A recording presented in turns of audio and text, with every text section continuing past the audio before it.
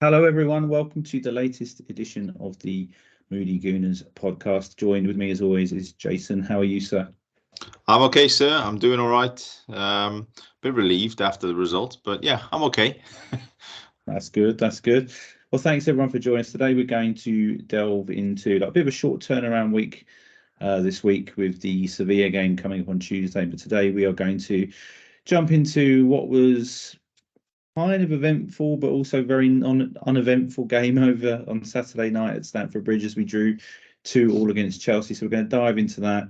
I think I want to spend a bit of time today talking about the attack and what is the idea? Is there an idea? Is it to do with the lack of our three first choice frontline not playing? Is it tactical? Is it something else? So I think we'll spend a little bit of time on that. Talk about a bit about the Sevilla game because that's going to be absolutely massive. And yeah, we'll wrap things up from there. But yeah, just a little bit of housekeeping as usual. So the Moody Gooners is an Arsenal podcast with a difference. The difference being us fusing our all love for all things Arsenal with mental health. So every week we do a prediction, and if we get them wrong, which we always bloody well do, to be fair, we did donate money to our charity of choice for mental health, which is Mind. So a little bit of housekeeping. Let's dive into it. Chelsea versus Arsenal. Saturday night.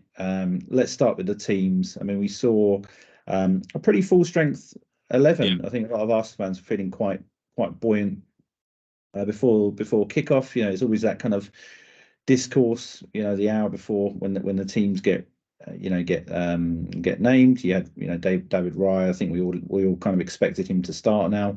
Main things I would say, obviously, that the front three that we've been crying out to see. Saka obviously passed any kind of fitness tests. I think Arteta was very coy in the press conference before.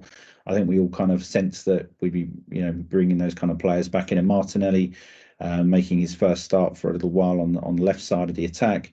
Probably the only kind of area of discussion I would say.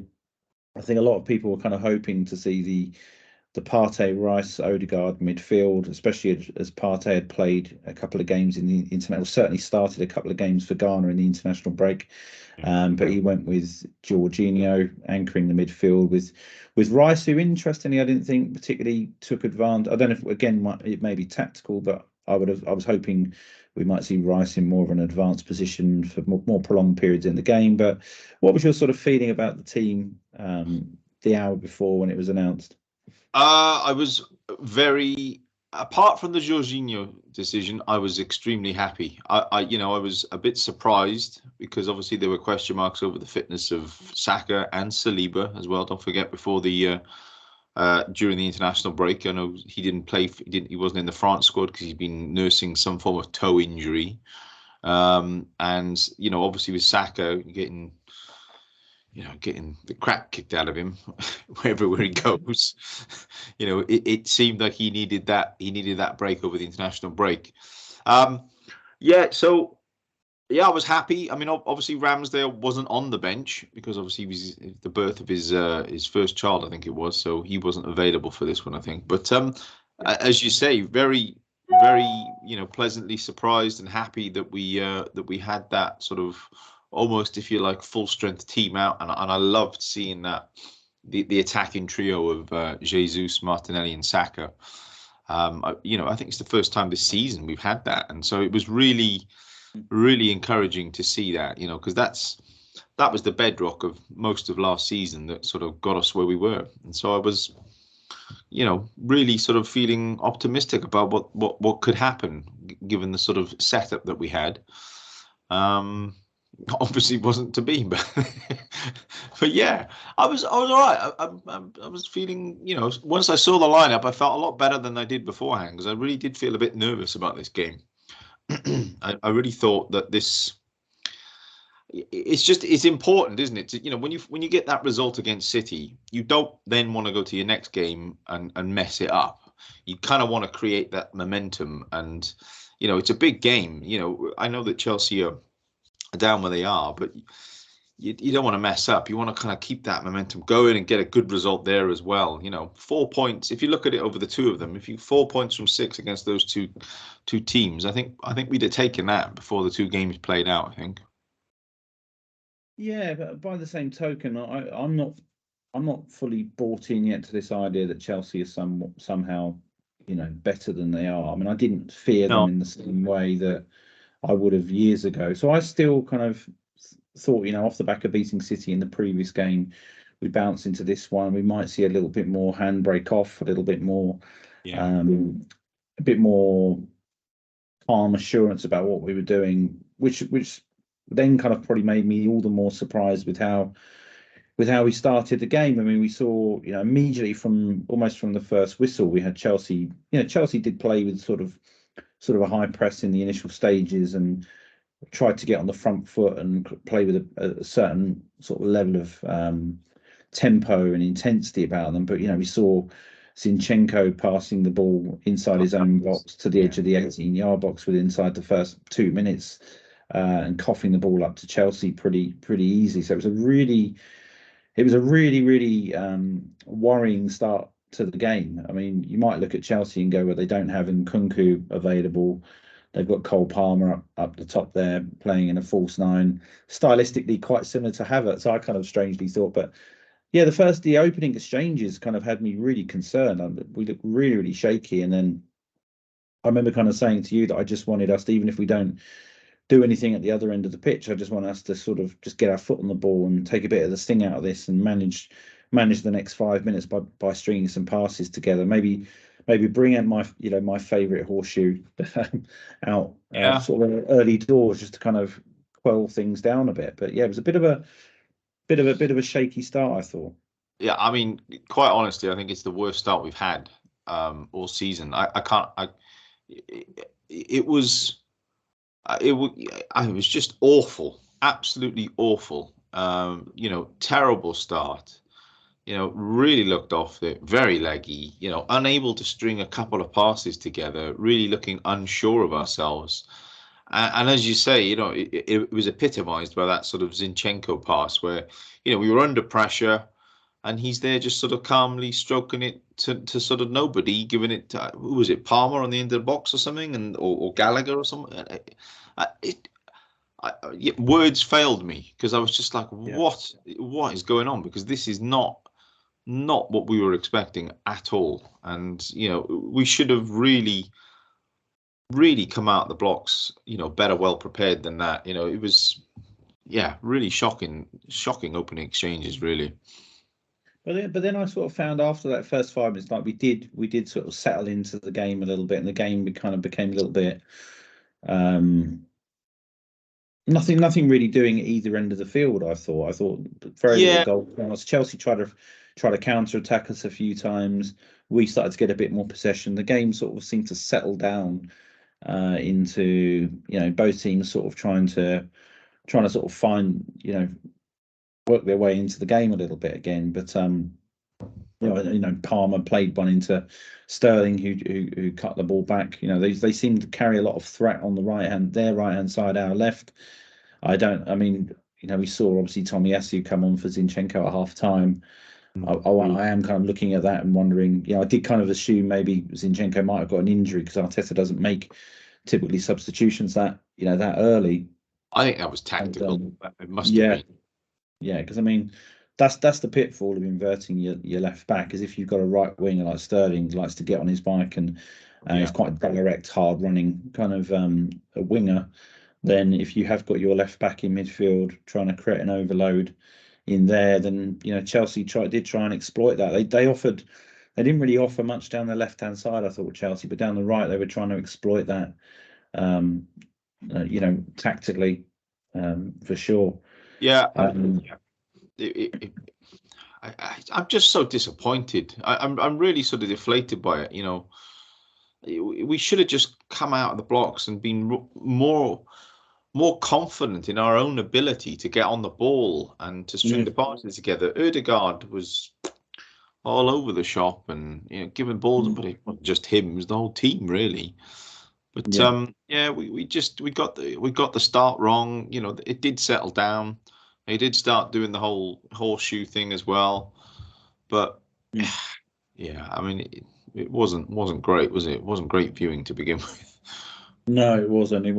But when we'll get onto the goals now. I'm sure we want to have a discussion about their first goal particularly.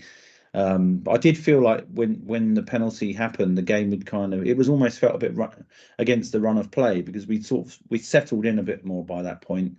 I wouldn't say Chelsea were looking likely to score, but then Sterling crossing the ball in, and Mudryk sort of heading it from about half a yard away onto Saliba's left hand, and then VAR. How clear and obvious is it if you have to kind of let the game continue to play for 2 minutes before you pull it back? Yeah. But yeah, what was your sort of feeling on the way that the red card, sorry, the penalty was done, and how long it took, especially because I thought it was unacceptable just how long it took. Yeah, because the thing is, if we'd scored, or it did seem to be a period of time where the game had carried on, and if something had happened in that game during that period, what would they have done? Because I do think, looking at the incident in the current format and the way that they're all set out and the laws that they are, I do think it is a penalty. However, I don't agree with the rules, and I think the rules are wrong, because what is Saliba meant to do in that instance? Mudryk's made a clever run. He's got in front of the defender. He stole half a yard, and he's got the header in. I've looked back at that still and that clip a few times, and I'm not actually sure if the header is going on target anymore now. I just don't know. But either way, what's Saliba meant to do with his arms in that instance? You can't. Yeah. It's not natural. It's just not natural to jump. If you're trying to go for a ball and just sort of, it's just not natural. So that's why I think that the laws are wrong. It's one thing if you're jumping vertically up, but it's particularly when you're jumping forward a bit like Saliba to try and get his head on the ball. I mean, I certainly do not think that he's trying to jump forward to almost lead with his hand. But when you jump forward like that, you're naturally going to put your arms out in front of you. So it blew my mind. I totally agree. I mean, I don't know what this new letter of the law rule is. The very construct of what an unnatural position is, for me, is complete nonsense as well. I mean, a more unnatural position for me would be if a player jumped forward with their arms by their side. That would just looks like a ridiculous sort of penguin impersonation. You can't tell me jumping with your arms out away from your side a bit is unnatural. That's very natural. Children are taught as it's actually, if you, and I'm pretty sure the referee was dropped on his head as a child as well. But when they get, when a child, sort of feels that they're going to fall, it's instinct to put your arm out. Like, how are we saying in any way, shape, or form that is an unnatural position? And I do have an issue with, and I've said it before and time again, there needs to be some kind of rule in place around proximity. There needs to be a rule that if it's done within a metre away or something, it's not a penalty or not a foul. Because if you look at where the distance between Mudryk's forehead and Saliba's left hand, we're talking probably 2 feet or less. The ball's cannoned off his hand, and the way it was handled, the delay to the game, it's just totally unacceptable. I don't care what the rules are. Like, common sense has gone out of the window. I understand there needs to be rules, but they've got to be looking at this and going, how can the ball just essentially just be blasted? Saliba was facing the ground and his hand was up here. Like, he's never, for me, it's not like he's seen the ball and gone like and jutted his hand out. It's just it's boring. I'm going to jump ahead, but given that there was also another penalty controversy later in the game as well, that you just think to yourself, well, hang on, how could you be so down the line with that decision, and then with another decision you don't even intervene? It irritates the crap out of me, because there's just no level of consistency or standards across the board with this. Again, it's all purely subjective. And that's what irritates me about this, because, it's just really frustrating to see that sort of stuff is happening. And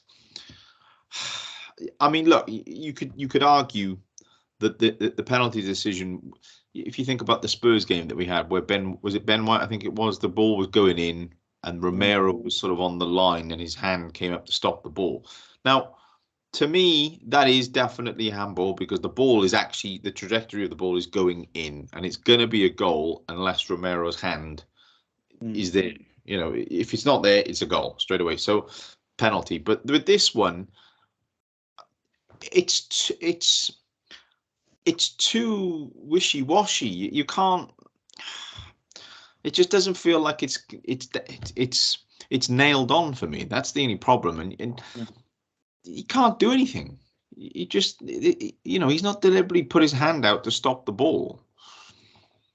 Yeah, I mean, for me, there's an issue around proximity, and I totally agree with you. Actually, what you said just a minute ago about when they choose to look at VAR for certain things. I don't know if they're just constantly doing it throughout the game, and we're just only hearing about certain decisions. Maybe they did look at the Sanchez and Jesus one later in the game, but we just haven't heard about it. But you'd like to think they would. Otherwise, that's when you do need to start questioning the officials again even more, because in my view they should just be looking at everything as it kind of plays out. But there was no difference in the Jesus one and Sanchez than there was when Andre Onana cleaned out the Wolves player at the start of the season. So yeah, it's appalling. And to be honest with you, the jeopardy thing of that being a goal of such a sort of a finely poised game, and it's just not right. It's just not right. They really need to look at the rules. I mean, the thing is with offsides and balls over the goal line, that stuff's black and white. There's no need to touch it. But we really need to get to grips with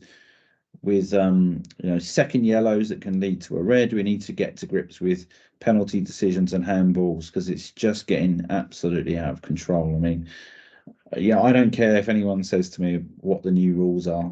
For me, he's literally headed the ball straight at his hand from no distance away at all. Like, to me, a penalty is when a player has time to almost see the ball and maybe he juts out his hand to try and stop it instinctively. Precisely. It's not when they're jumping forward and the ball's cannoned off their hand from no distance away at all. And in a game like this, Chelsea have been struggling for confidence all season. The last thing you want to do is give them an absolute freebie for that first goal, because then suddenly we're chasing our tails. And there's still plenty of time in the game to come back, but you never know. It could have been 0-0 and we got our first goal, and the whole complexion changed the other way. So it wasn't great. It wasn't great. I mean, after that, I did think that we sort of got on the ball a bit more, and we offered, not that we offered a lot of threat, because I don't think we had any shots on target. I think in the first half, no. In fact, I don't think it was until like the 70th minute or something that we had something on target. But Declan Rice's goal was our first shot on target. Oh, Jesus. It's just shocking. But the rest of the first half, I thought we sort of settled down, and I was a little bit more encouraged by our play. I thought that they were sort of starting to put together a couple of moves, and there was okay, there's something there, and you could see that Chelsea weren't, as you say at the beginning of the podcast, they're not the team they were, and so there was no, we have enough in our team to really put them to the sword, and I started to see a little bit more of that as the first half wore on. What were your thoughts? I was still disappointed, because what I did notice, the game sort of had the opportunity. The games I really hate watching us play are the low block games, when we're coming up at home against a lower down sort of team. But what I kind of looked at this game in the first half, Chelsea were really trying to play through us with speed. I totally refute this idea that they were better than us on the day, and this I keep hearing that everywhere, because I look at what Chelsea actually created, and it was basically fuck all. So did we. I got to the end of the first half thinking Chelsea had more desire, more energy, more tempo and determination about their play, but there were so many times where I felt we had the chance on a counter attack to try and exploit them. The game seemed to open up because Chelsea were kind of caught high up the pitch, and when we did play the ball into kind of spaces, like the passing was dreadful. Our touch was off. Saka didn't get on the ball hardly at all. Jesus was running around like a headless chicken, didn't really get on the ball. Odegaard didn't get on the ball, and there was just a general lack of quality. I felt like there was space.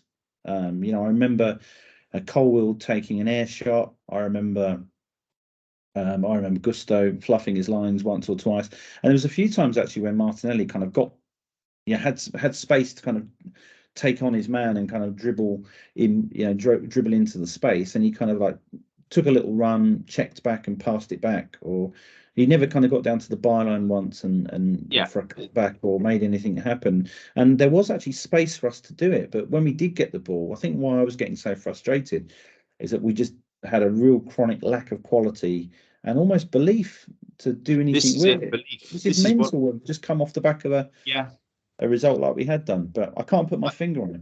I think you've hit the nail on the head there. Is belief, because what seemed to happen in my view is they got on the ball and they got on the ball in midfield. Then the moment they sort of started to get to the sort of final third, they almost put the brakes on them and whoa, whoa, whoa, and then they came back. And it's just that they weren't sure of themselves. There was that they lacked that sort of belief and that penetration to sort of go that extra bit and sort of, make things happen, create a chance, string that final couple of passes together, that we've become so accustomed to them doing. And as you say, it's unbelievable that, off the back of the result against City, that they don't have that belief, because that was a huge, huge result. Psychologically, that must have done wonders for them. But for whatever reason in this game, they just, you look at Chelsea's defence, they've got Cucurella, Gusto, who are both backup fullbacks. They've got a 40-year-old centre-back, and, all right, he's a good quality centre-back, Colwell, but he's still sort of, if you like, learning his trade a bit. So I would have wanted Saka and Martinelli to really isolate them and try and go at them a little bit more, but there just didn't seem to be that desire and that belief from our players to sort of just do and just go, run at them. You've got the quality there. Yeah. Back yourself up. I think Chelsea's tactics were to kind of almost give up their left-hand side, our right. So I think what I noticed was that Cucurella was sort of defending quite deep and just not, almost waiting for Saka to come on, and then he'd either dive and fall over like Bambi on ice at the first, the slightest touch, or kick a lump out of Saka. But I noticed their plan was to spray the ball out to Sterling and where Zinchenko vacated his position. But we get to half time. They get to me, even after their goal, the game was a bit of a non-event either way. I just wanted half time to come and for the team to hopefully make a few tweaks, come out in the second half with a different plan, a different energy about them. Because the first half was pretty much a non-event for me, bar the penalty thing. And then at half time we saw Tomiyasu coming off as Zinchenko, which good change. I think it was a good it's a good change. And I think Tomiyasu actually has played. He's been. Obviously he played a role in the winner against City, but I think he's played. He's trying to kind of do that midfield inverting thing when he comes on, but he's also got one eye on the back door, and he defensively, and he's a lot more. He does give you a bit more solidity against Sterling, who's a speed merch. Kind of a bit for me. It was a bit annoying. Sometimes I look at like a halftime change, and I kind of look at the manager and go, "Why you've now burnt through a substitution? You probably could have started off the game with Tomiyasu and brought Zinchenko on if the game state allowed, But it was good that he'd kind of recognised it. But there's a bit of me going, well, we all know that Sterling's a very direct, hard-running player that's gonna try and take his man on, and particularly if Zinchenko's gone walkabout. But we saw that change, and then obviously Chelsea went 2-0 up shortly after the interval. I'll let you have your say in a second, but a lot of the talk about this one was about David Raya. I've since the game realised that yes, David Raya did have an absolutely piss poor game, but I'm not of the mind necessarily that it was his fault for Chelsea's second goal, because people might say, oh, he's quite far off his line, but to be honest with you, 9 times out of 10 that ball gets crossed into that area, and then David Raya's starting position to take a cross is actually quite good, because he's a little bit advanced, he's proactive, and we all know he likes to be, as a goalkeeper, he doesn't like to stand on his line. He wants to be on the front foot, just in case we get the ball down, he can pass it out quickly. That's what Arteta wants from him. So I think he was kind of following Arteta's plan, and then I just think it was a pure fluke. At no point did Mudryk look at Raya to see him off the line. He was looking into the middle for a cross, and it sails over his head. I admit it kind of at the time it looks bad on the goalkeeper, but I don't blame. I blame the goalkeeper for having a shit game. Generally, obviously we saw his pass out to Palmer. straight to Palmer shortly after that, but I don't necessarily blame him for the second goal. And I kind of knew that Mudryk was going to score against us before the game Yeah, anyway. it's just typical. It's typical that he found his feet in this game, Mudryk, isn't it? It's he was the center of attention for the penalty, and then he's got this fluky goal, which absolutely is, as you say, it's a fluke. Yeah. However, I'm not completely going to agree with you with the Raya thing. Okay. I'm not saying that the ball wouldn't have gone in anyway, because it was one of these flukes, and it was a really well positioned fit, if you want to call it a finish, because he didn't really mean it, but you get what I mean. But I do think that he was too far out. If you looked at it, I've seen a few different angles of this. Like like a sort of square on, there's the goal sort of thing, and then Mudryk's over here, and you can see where Raya is, and he's past his near post. So he's got all of that space behind him to cover. Now, if you remember, was it the Spurs game when he made that incredible save and he managed to get across his goal? Yeah. But he was past the other post, wasn't he? Past the other post. Now, I'm all for a goalkeeper trying to be on the front foot and close things down and not even let things develop. But at the end you also have to be wary of your positioning. Now, I do think there is a question mark there over him. I'm not saying it's completely his fault. I'm not going to dig him out on that, because I think there's enough digging out of Raya to come. But, I think in this instance, he should have been a little bit more aware of his surroundings, instead of wanting to sort of command that ball straight away, jump and get that ball. He'd left the back door open a little bit for me. And I do think that, I don't think that's anything to do with his confidence. I just think that's to do with the goalkeeper that he is. And we've seen it already this season, that he likes to sort of go forward with the ball and, close it down and make sure that there's no possibility of anything developing. But I do think that's going to leave himself a bit vulnerable, as it transpired in this game, albeit via a fluke. So, just, it's one of those things again that you sort of, that sort of, you're like, oh, what's going on with Raya? Why isn't it working? Why isn't it just clicking for this guy? It's just, he's just dropping the ball. He's making too many errors. He's passing it out. He's not as, that's what we signed him for. And he's all over the shop. It just doesn't seem to be clicking, really. Yeah, I think that's politely put, to be honest. I'm a massive fan of David Raya. I was really kind of, even though I looked at it and thought, why are we getting another goalkeeper in? Because there's a bit of me was thinking, well, that shouldn't be the priority. But then I was thinking, but if you can get someone in on loan, a player you definitely really, really want, and you tried to get a few years ago, then fine.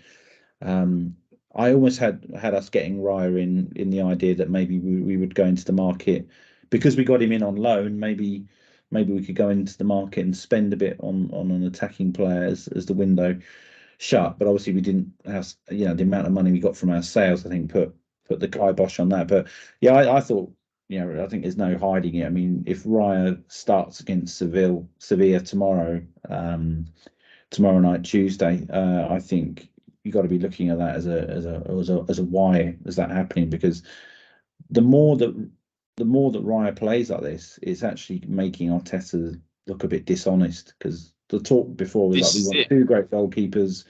If one's kind of not doing it, because there's talk about him substituting goalkeepers in game if they're not doing it, and he needs to back it up. I mean, at the end of the day, Ramsdale in the Carabao Cup game against Brentford had an excellent game. He was really solid. He made one really, really good save from Wissa, I think it was, where he just tipped it onto the post, and he looked really, really good. He didn't put a foot wrong all game, and this is away from home against Premier League opposition in the Carabao. So I And I personally, when they're both on top form, I think Raya is slightly the better goalkeeper. But at the end of the day, it's got to be a meritocracy, and there seems to be some players with Arteta which are undroppable, no matter how badly they play.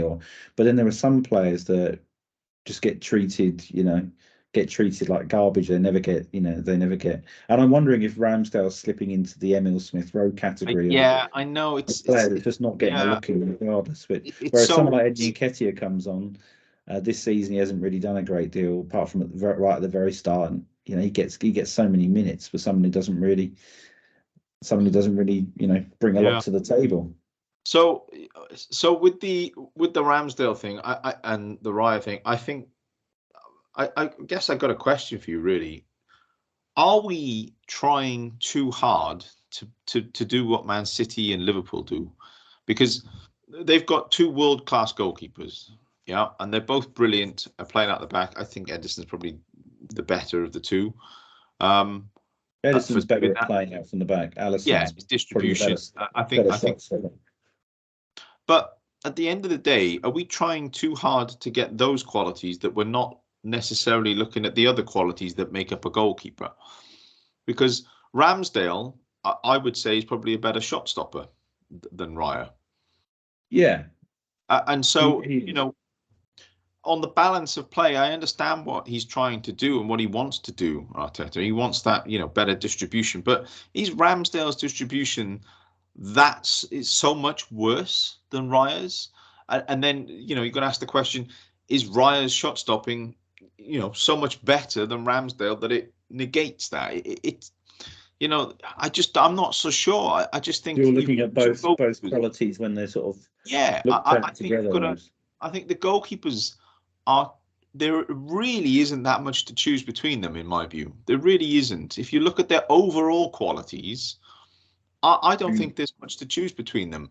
And I think I'm gonna go along with what a lot of people are saying. I think this is a problem that Arteta has created of his own will to have that other goalkeeper there. And it's just making them really nervous. We know that David Raya is a good goalkeeper. We know he's proven it in the Premier League as well. I will say he hasn't necessarily stepped up and played for a big team like us before. But then the same could be said of Ramsdale. But then Ramsdale had a similar situation where he came into Arsenal and Leno was the number one, and then he had to sort of battle that out, and eventually he settled himself down as being the number one. But it's just not happening. So are we too obsessed with trying to replicate what City have got? And what we've actually gone and done is buy a goalkeeper that is nigh on the same as what we've already got, and that actually not that good a quality goalkeeper overall to do what we want them to do. Well, I would say the first point you said there about are we being obsessed with trying to be like the other teams? I don't believe that's the case. I think you need to have a goalkeeper that can play with his feet. But is Ramsdale that bad at doing that? Ramsdale, when about a year and maybe a year and a half ago, he was quite good. I remember him doing the odd sidewinder kick. I remember there's the one where he fizzed the ball into Lacazette, kind of off the ground. But I must admit, last season, his passing out from the back, as the season wore on, became a bit more jittery. So I do think his level did drop last season. So I kind of see where Arteta was going with it. But the first point I want to make is that I think in the modern day, all goalkeepers should be able to use their feet to some kind of level, and obviously there'll be variance within that.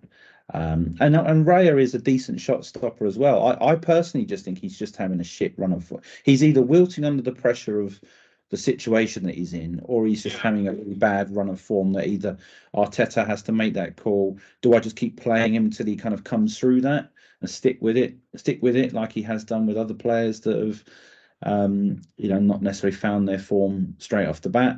Or does he? I think the problem that Arteta's got is he has actually come out in the press and said, I've wanted the ability before to swap my goalkeeper in game where it's not working and Because in my opinion, Raya should be dropped now because he's played He's playing at a level at the moment where it's, luckily we're kind of loosely still getting away with it. I mean, the pass he did out to Cole Palmer didn't end up leading to a goal. He couldn't do anything about the penalty. And actually, when you think about the game on Saturday, he didn't actually have that much to do, Raya, and we did actually still get a point. So I think if we were to go on like a run of, say, 3 games where we lost 3 in a row and Raya was culpable for at least 1 goal in each of these games, I think he would be dropped. But I think because we've been able to kind of stay towards the top of the league and it not actually affect our league position, I think he's trying to persevere and go through with it. But I personally want to see a consistent approach to all the players. I if player X is playing, if Havertz is playing badly, I want to see Smith Rowe starting a game. If Raya's playing badly, I want to see Ramsdale starting a game. Just as if Ramsdale's playing badly, I want to see Raya coming in. Yeah.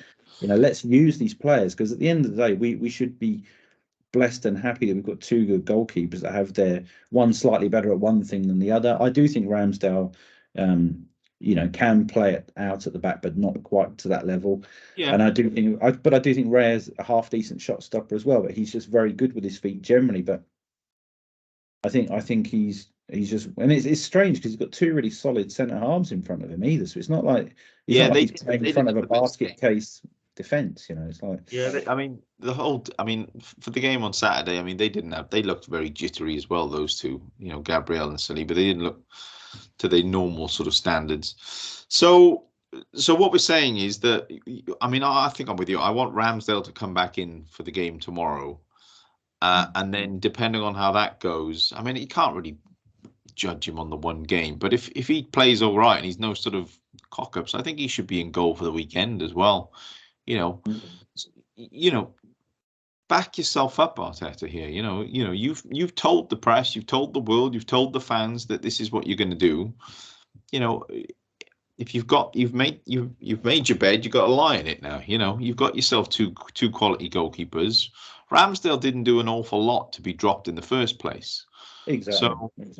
So, he didn't do an awful lot wrong. So, I think he deserves to be put back in. But we'll see what happens. We'll see what happens in 24 hours when that team sheet comes out. Yeah, exactly. I wouldn't, to be honest with you, my gut feelings, I wouldn't be surprised to see Raya start again, to be honest. I know. It's a bit, and you never know. We might wind the clock forward 3 or 4 games and Raya's playing absolutely incredible. We're going, wow, so great that he stuck with him through that tough run. But if I was Ramsdale now, certainly on a professional level, obviously I'll be looking at things going, God, you've given me 1 game, I played really, really well, and my competitor for the shirt is dropping clangers left, right, and centre. What do I need to do to get? So I think Ramsdale well within his rights to feel a certain way at the moment. Yeah, he's gotten away with it. He had the Alvarez one, didn't he, in the City game, Raya, where that deflected. Where Alvarez closed it down. It could have gone in. Yeah, I think you need to take him out of the firing line, take the pressure off him and say, look, this is just for a period of time. We're going to rotate you guys. There's got to be an internal discussion there so that they're both on the same page and they understand where they're at. You can't just, there has to be open communication with the player room so they understand the situation. But yeah, I think it's high time that Ramsdale comes back in for me. And I think it will also appease the fan base, I think, as well. Yeah, I think as a fan base, we're very quick to sort of jump on things and say, oh, why have we got 2 goalkeepers? I'm genuinely not against it. No one says a single thing that, West Ham have got Areola and Fabianski, 2 top quality keepers. No one bleats anything about the fact that Brighton are rotating their goalkeepers this season. No one says anything that Crystal Palace have got Sam Johnston and Dean Henderson in their ranks. So I think there's a little bit of it is based on the fact that Arsenal are such a big club and have such a lot of social media sort of discourse sort of floating around about them. So I think a lot of that has to be taken into context too, and I think we are very lucky we've got 2. But by the same token, I think that if one's making a few errors and needs to be taken out the firing line, the manager has proven he's a ruthless guy, and he needs to back that up. Yeah. And he backs it up with some players. There's players like Trossard who doesn't get a bloody look in half the time. People like Smith Rowe, the game was crying out for someone to be able to get on the ball and be like Thomas Partey. I would have loved to have seen him come on and pass the ball vertically up the freaking pitch as opposed to rolling the ball sideways that we had all game.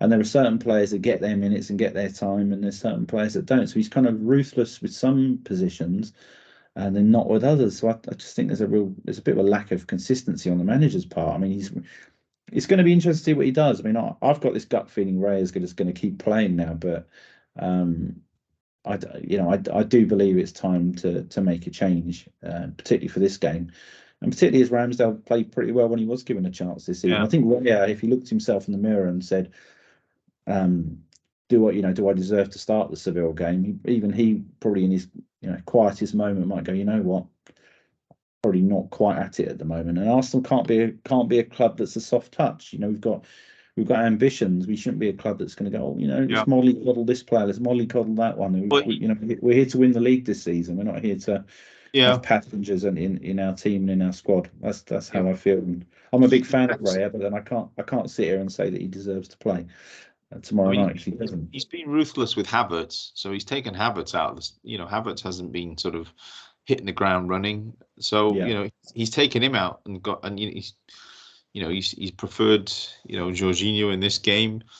He brought Havertz on in the City game, so Havertz hasn't been flavour of the month despite his hefty price tag from the summer. So he has proven that he can make these decisions. So let's see.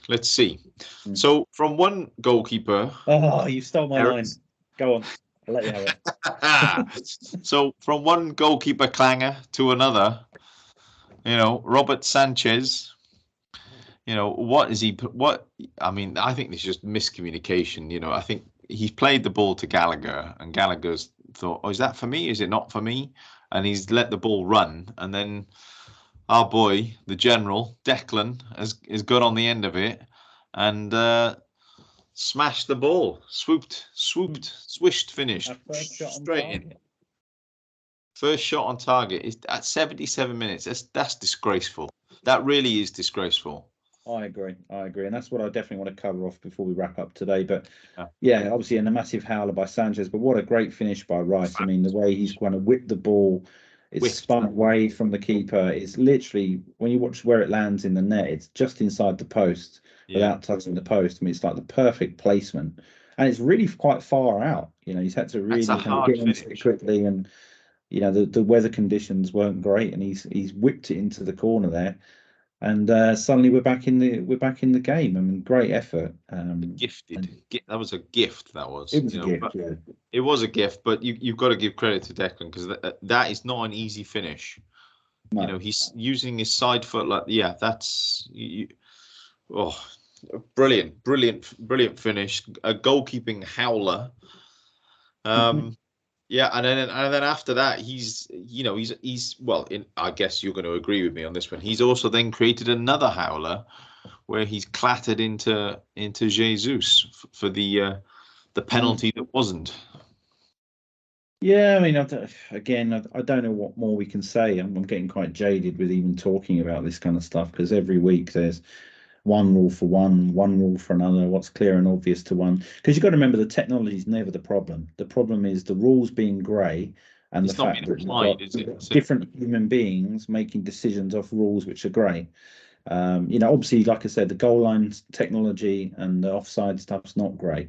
No one can argue that. But when you've got parts of the rulings which are up for debate, like unnatural position, what does that even mean? What does clear and obvious mean? These are not black and white things. These are subjective grey terms, and every single human being on this earth is different, so they're going to interpret these things differently. So I was, I must admit, when I saw in real time, I didn't really see anything doing, but then when I saw the replay, I thought, well, he's come for the ball, and in my opinion, if you're going to clean the player out and not if he cleans Jesus out and punches the ball away, we can go, you know what, that's just the game of football. That's just contact. But the fact he's missed his punch and cleaned completely and cleaned him out, that to me should have had a Jesus out, and he's cleaned out. Was it Silva? I think it was as well. Yeah. I mean, honestly, it's just awful. And he's hit Jesus' head. Like the replays, it's not an easy thing to watch back. It's really bad. The collision is awful. I mean, he could have seriously I mean, you know, in rugby, he'd have gone off for a HIA or something. You know, it's really bad, really, really bad. Yeah. I'm expecting. I'm not. I mean, again, I'm going to sound like a right bitter and twisted guy, but I'm not surprised I didn't look at it because let's be honest, well, we've had a few penalties this season, to be honest, but the one we had against Bournemouth, for example, was as stonewall as you like, but it blows my mind how they're looking. They give the Saliba one, but they don't even bother having a look at this one. But awful. It's just another piece of. I don't mind if both are given as penalties, and then you go, you know what?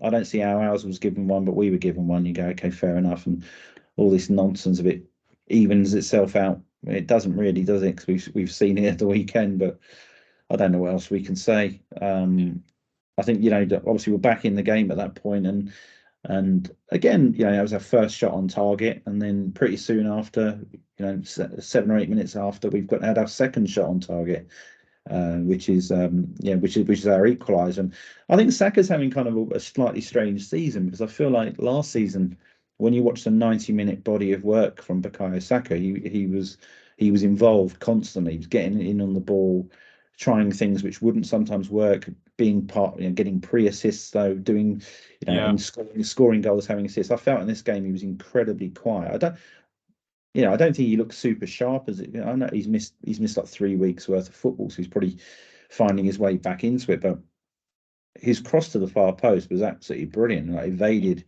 everyone. But it was interesting because he's had yet another goal involvement in a game. Yeah, his and stats, but been completely quiet in the game and not really done a great deal. But I mean, his numbers, they paint a different picture, don't they?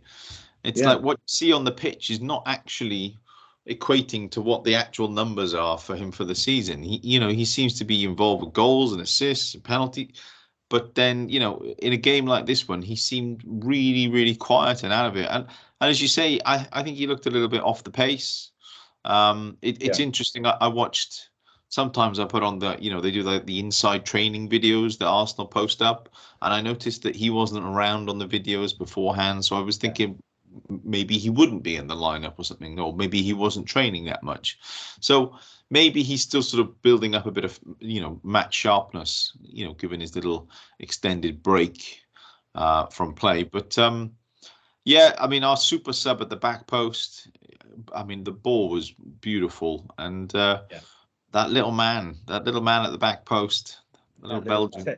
He almost reminds me of a player that probably could have played for us in around that 2010 sort of era. That sort of Nasri type. Yeah, I know. You mean. A little technical kind of player. He's another player.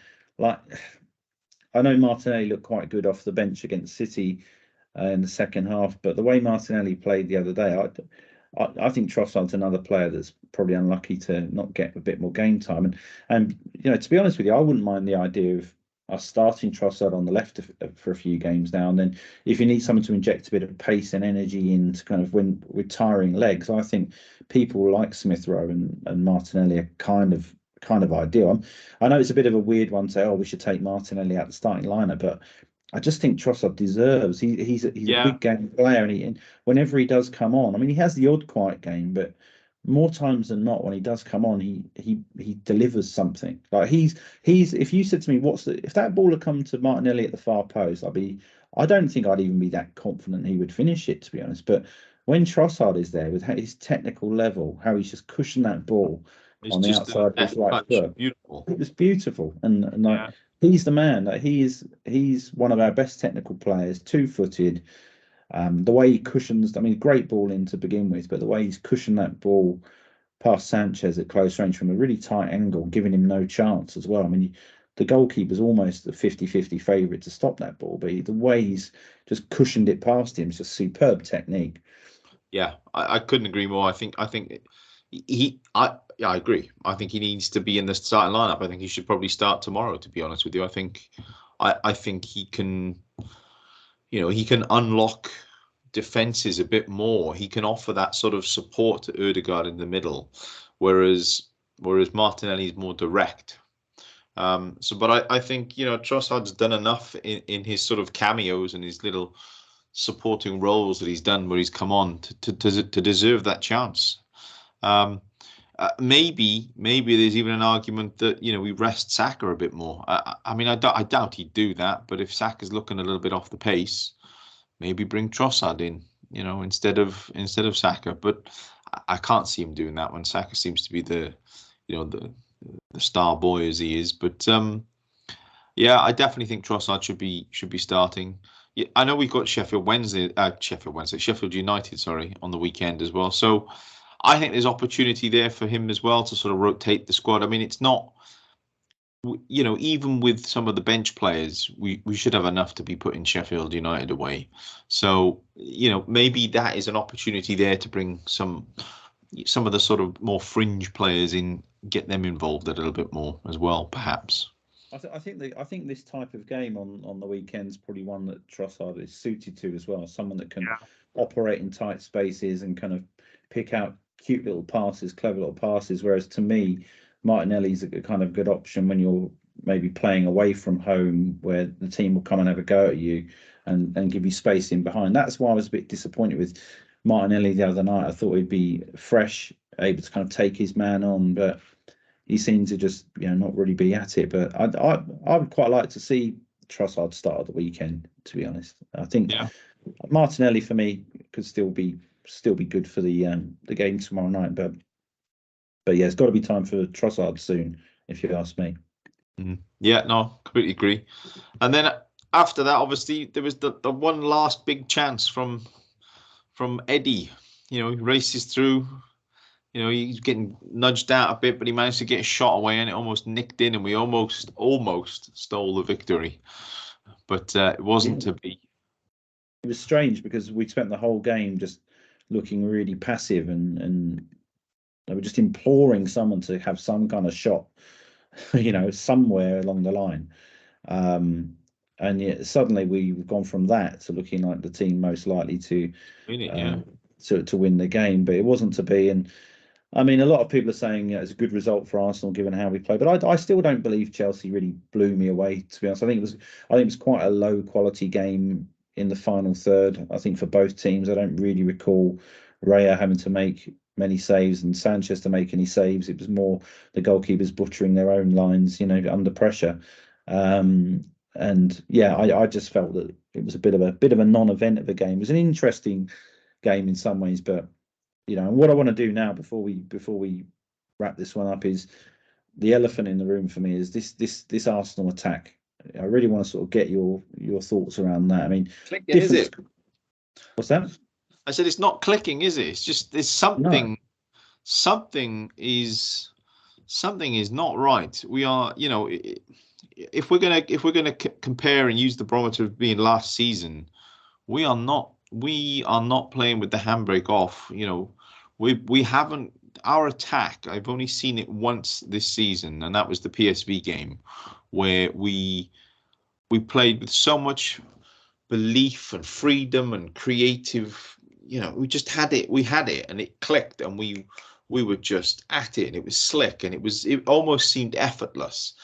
But every other single game we've played this season, and I do mean every other single game we've played this season, it has been an absolute chore, and we've had to grind out the results and the wins that we've got. I know that we're still undefeated in the Premier League.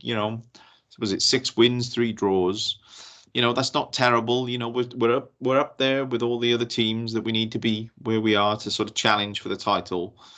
But something is not right, and it's not clicking. That attacking unit, it just isn't working. And I'm picking my brains here. Do you think he's just not settled on his midfield? Because last season it seemed very settled in what we had. We had the Partey, we had the Xhaka, we had Ødegaard. They were very defined in their roles, and then we had Martinelli and Saka, and it was very fixed. We had that sort of first team 11 that played week in, week out, and it just sort of clicked and worked. He's been a bit choppy and changey. Let's tee this one up, shall we? Right. Let's play. Let me offer up a few scenarios to you. And you tell me if you agree or disagree, and then your rationale. Myth number 1: we've not had our first choice front three available for pretty much the entire season. That's the first one. The second one for me is, is it tactical? I.e., are we being told to kind of just control possession to almost stop teams scoring against us by just having the ball and just trying to be patient and pick our moment? And then the third one probably is the one you mentioned there around, is the whole balance of the team not right? That's meaning our attack is not quite fine, because let's not forget we attack and defend as a team, as the cliche goes. And if it seems like we've got a good solid centre halves at the moment, obviously Rice in there as well, that part of the pitch seems to be working really nicely. But if the balance is not right elsewhere, particularly in that midfield position, does that not give us the platform? And a lot of people were criticising Odegaard the other day, but I don't think he really even had a platform to kind of get on the ball, because we were not giving him. His passing was very loose and slack, and that is uncharacteristic of him to be like that. I can't think of many times Saka got any service in the game, but like with Martinelli, he seemed to get a bit more of the ball in the first half, particularly. But for me, if part of the problem maybe is around our attack, is if Saka's not getting the ball hardly at all, and when he does get the ball, he's got two people on him. Is that a problem with what's happening, towards our own goal? I mean, maybe tackle those three. Theories for me. So I think the defense now, the Zinchenko, Gabriel, Saliba, Ben White, I think that's perfect. That is as it was last season. The goalkeeping thing, that's a whole other question that we've already tackled. We know that there's, that's something that needs to be sorted out. The midfield for me is something that I thought has really unbalanced us. If you think back to the sort of first few games of the season, he was playing Havertz there, wasn't he? It was very much, Declan Rice, Havertz, and Ødegaard. And I've said this before. I think that with Havertz, him playing alongside Ødegaard means that Ødegaard he's not as free to sort of move around and float around and try and get on the ball and sort of make things happen. Because what you're doing, if you have that, in my view, you're leaving your midfield a little bit more open, and Havertz, if he had hit the ground running and he was the player that we all hope and want him to be, and he was getting on the ball and he was providing that goal threat and he was really involved and he was running his ass off, really getting involved, then I think we'd be having a different conversation. But that hasn't quite worked.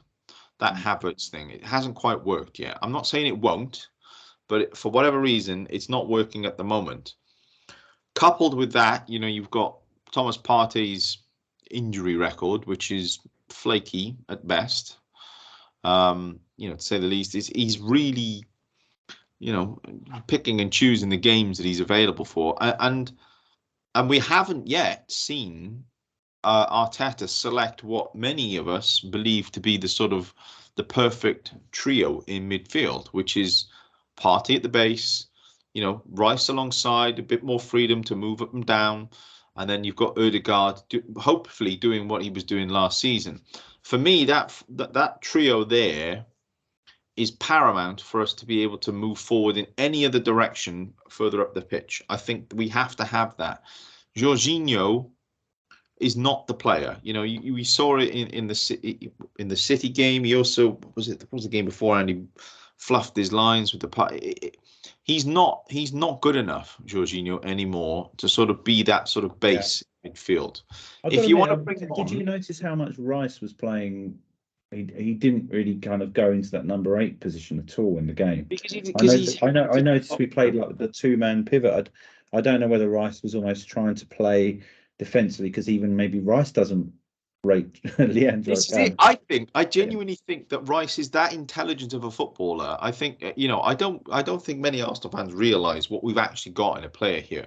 I think obviously the manager sets out the tactics and stuff like this, but I do think that Declan Rice is that switched on that he knows, and he's positionally aware, he's tactically aware, and he's able to read the game a lot better than a lot of other players that play in that position.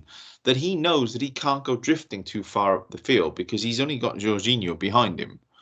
So I do think that there is we haven't had the players available to us fully for it to click, but nevertheless, there is also something else going on where we just can't seem to unlock the door and unpick defenses the way we were. So there is a lot of sort of lateral sidewards passing going on that just isn't.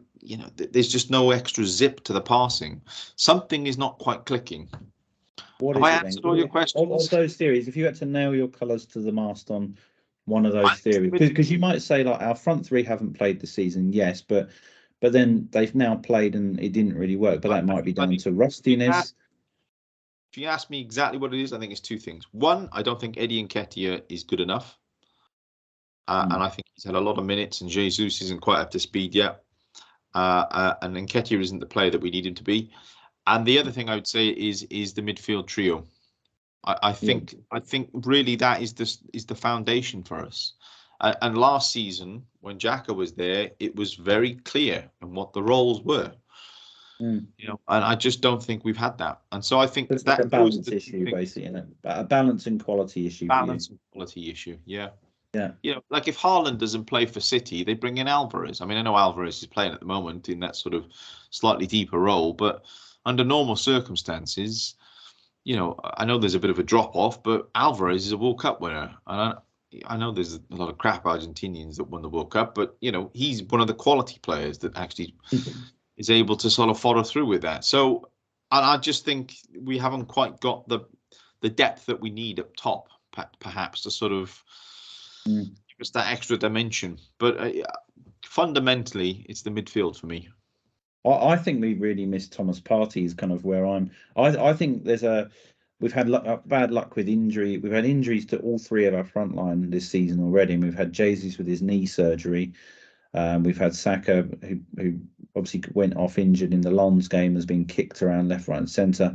And then Martinelli had that minor kind of hamstring pull in one of the home games. I think it might have been against Fulham or someone. But for me, there's a combination of just those three not playing enough yet to kind of get on the same wavelength. But I also think Thomas Partey is not being available has been a problem, because his sort of I hope Arteta's not telling the teams to control the ball and stroke it around on that. Put it that way. Because if that is the case, then I'm worried. But the one player I love in our midfield is Thomas Partey, because the first thought he has when the ball comes into feet is, I'm going to pass the ball vertically through the lines. And we haven't got, like, Declan Rice still. I find sometimes Declan Rice's passing every now and then is still a bit safe. He'll dribble the ball a bit forward and then he'll stop it and then he'll roll it sideways or backwards. And I like him to be a bit braver on the ball at times, because when I think that Thomas Partey's got real conviction in his passing, and every pass he does, it's often 5 or 10 meters vertically through the lines into Odegaard's feet, and then he's the kind of player that gives that platform for Odegaard to play. And I think we just need a bit more bravery in the middle of the park there. Even Havertz, like, much maligned as he is at the moment, but even he, you'd say, is someone who's technically got good touch, can pass a ball. Declan Rice can carry a ball. Declan Rice can spray a diagonal ball. He's comfortable. He's strong. But I'm finding a lot of the time he just dribbles forward and checks back a little bit. And I like to see a bit more bravery on the ball. We should have the confidence. That's the thing that's kind of confusing me. If we're on a bit of a losing run and maybe we start to play within ourselves, then fair enough. But we seem to be playing lacking in a bit of confidence and belief. But we'll see how we go. But I wanted to kind of have that discussion, because watching Arsenal at the moment from an attacking perspective is a bit of a chore. If we're being honest, even though we started the season as well. Yeah, it's a really tough ask at the moment to sort of, you're sort of willing them because you know what they can do, and we witnessed it. We've all witnessed it. It's just not clicking at the moment. But yeah, we'll see. We've got the talent, and they're not doing business. Yeah, I mean, tomorrow will be an interesting game, because they're not going to be it's not going to be a rollover in Seville. Yeah. I was going to say to all the fans listening to this out there, I think we're being a bit nonchalant. I think the Lens game for me was a bit of a reality check, and realizing that even a team that, I know they finished second in France last season, but I walked away from that game thinking, wow, the Champions League really is another level. This is meant to be the weakest team in the group, and they've basically just played us off the park. At home in their atmosphere. And I went to a game in Seville in April time, and I tell you what, the atmosphere in that ground is amazing. And I also remember when they beat Man United last season in the Europa League, the atmosphere, again, it's amazing there. So tomorrow night's going to be a really hard game, and I think we need to get at least a point from either the Sevilla game or the PSV. We lost to PSV away last season, so I really need a point at least away from home just to give me that confidence that we're going to qualify. Because I think when we had the Champions League draw, a lot of people saying, "Oh, this feels very Europa League-y. This will be fine," but these teams are in the Champions League on merit. They're in an upward trajectory like us, and I think tomorrow night's going to be really tough. The atmosphere is going to be rocking. End the series really good in the air. You got Rakitic pulling the strings, Campos, people like that. So Ramos is back for them as well. Yeah. Another aging centre half to come up against tomorrow night, but he's quality, man. Yeah, he is. Keeps himself in tip-top condition. I highly rate that guy. I think they got a draw, didn't they, at the weekend with Madrid? I want to say. Yeah, it was a 1-1 draw at home to Real Madrid at the weekend. That's no mean feat. But they're languishing in 13th at the moment in La Liga, so they're not. And they've had a really patchy run. They've been drawing a lot of games and win one week, lose the next week. So they're a little bit of a but then struggling with confidence, it seems. But weren't Lons like halfway down the table when they played us? Yeah, I think Lons were 15th or something like that. So, exactly. So I think with the Champions League, you can't really read too much into form. But fingers crossed, man. I mean, it's going to be really difficult. I may even predict a draw for tomorrow. Okay, well, let's jump into that.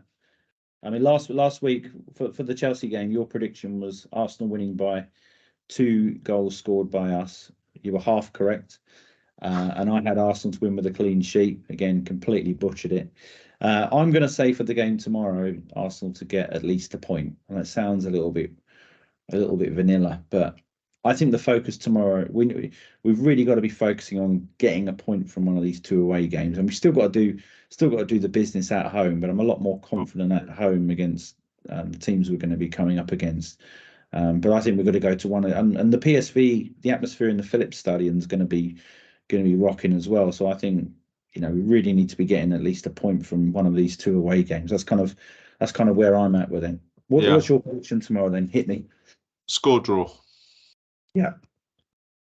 Score draw. I always try and believe and try and go for the win. I think this is the first time I haven't gone for a win, in the time that we've been doing this. But I think it's going to be really difficult, and I think if we come away with a point, I will be relatively pleased with that, because the home games, you've got to win your home games in the Champions League groups to sort of give yourself that platform, and then you need to get something away from home, to sort of get yourself through. I think Wenger always said, you want to get like 10, 11 points are the sort of benchmark to get through. But I think score draw tomorrow. Yeah, that's not a bad call. I'm like I say, I've just got this thing where I'm looking for this point we need away from home, and maybe we'll end up drawing or losing one of our home games. I don't know, but I think it's going to be a really, really tricky game tomorrow. I mean, they've had a big game at the weekend. They'll probably get a bit of confidence from drawing against Real Madrid. And but we should have the quality. But I think away from home, it's going to be a different kettle of fish. It's going to be a big atmosphere. So I'm still looking forward to these Champions League games, to be honest. But I'm just hoping that we can turn up, and I wouldn't mind seeing Martinelli, seeing what he can do to stretch them on the counter. But I'd love to see Smith Rowe be given a go tomorrow. Yes, but I don't. Well, I think the weekend might suit Smith Rowe maybe a little bit more. Maybe they play Rice, Smith Rowe, and Odegaard on the weekend or something. That'd be nice. Or maybe they take Saka out and put Smith Rowe. I don't know. But I think maybe like a 1-1 or a 2-2 tomorrow. I can see that being that. Yeah. All right, I think we'll leave it there. It's been be good to chat to you as always, and thanks, Moody Gooners. Like, subscribe, all that kind of jazz, and we will see you on the next one. And up the Arsenal against Sevilla tomorrow night. Indeed. Champions League nights are back once again. Indeed. See you later, guys. See you guys. Have a good one. Take care. Bye bye.